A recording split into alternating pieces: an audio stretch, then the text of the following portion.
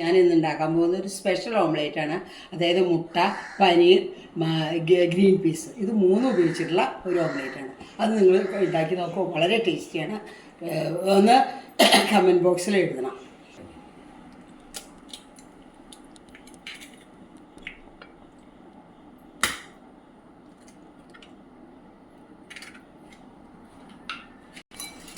നല്ല പോലെ ബീറ്റ് ചെയ്യണം. എഗ്ഗ് അസലായിട്ട് ബീറ്റ് ചെയ്യുക. അതിനുശേഷം ഇതാ ഉള്ളി, ഇഞ്ചി, പച്ചമുളകൊക്കെ ഇട്ട് കേട്ടോ. സവോളയും ഇഞ്ചിയും പച്ചമുളകും ഇടുക.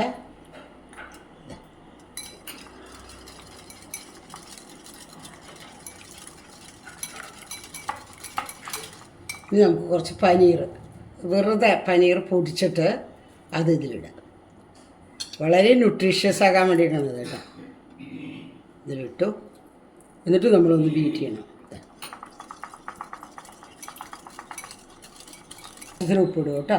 അല്ലാതെ എനിക്കറിയില്ല, ആവശ്യത്തിന് ഉപ്പിടുക നമ്മൾ. അതുപോലെ തന്നെ കുരുമുളക് പൊടി, ആവശ്യത്തിന് കുരുമുളക് പൊടി. എരിവ് വേണമെന്നുള്ളവർക്ക് കൂടുതൽ വയ്ക്കാം. ഇനി ഗ്രീൻ പീസാണത്. ഈ ഗ്രീൻ പീസ് ഇടുന്നതിന് കുറച്ചിട്ടാൽ മതി കേട്ടോ. അതൊരു ഭംഗിക്ക് വേണ്ടിയിട്ടാണ്.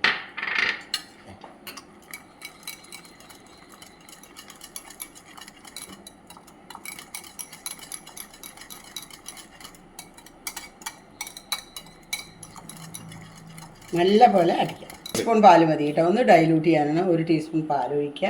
ഇത്തിരി ഗരം മസാല, മഞ്ഞൾപ്പൊടി എല്ലാം ഇട്ട് ഒന്നും കൂടെ ബീറ്റ് ചെയ്യുക. നല്ല പോലെ ബീറ്റ് ചെയ്യണം.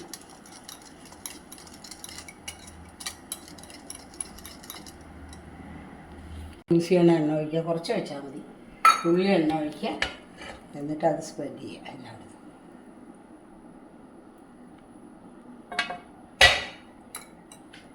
ഞാൻ മുട്ട ഇതിലിപ്പോൾ എന്തെല്ലാം ഇട്ടു. ഇനി ഞാൻ മാക്സിമം സ്പ്രെഡ് ചെയ്യണം കേട്ടോ. കൊണ്ട് ഇതലങ്കരിക്കുക. തക്കാളിയിൽ ചാട്ട് മസാല ഇട്ടിട്ടാണ് ഞാൻ ഇത് വയ്ക്കുന്നത് കേട്ടോ.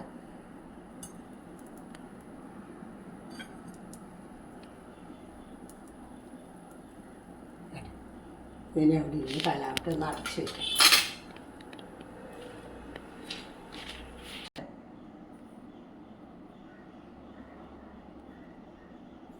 വളരെ ടേസ്റ്റി ആയിട്ടുള്ള ഒരു ഓംലേറ്റാണിത്. ഗ്രീൻ പീസ് കൂടെ ഇടുക.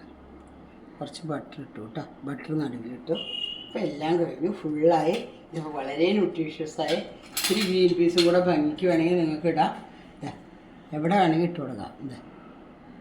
ഇപ്പോൾ ഹെൽത്തി ഓംലേറ്റ് തയ്യാറായി. എന്ത് ഹെൽത്തിയാണെന്ന് അറിയാമോ? ടേസ്റ്റും ഉണ്ട്. അതേസമയം തക്കാളിയുണ്ട്, ചീസുണ്ട്, പനീറുണ്ട്, ബട്ടറുണ്ട്. എല്ലാവിധ പോഷക ഗുണങ്ങളും അടങ്ങിയ ഓംലേറ്റാണ്.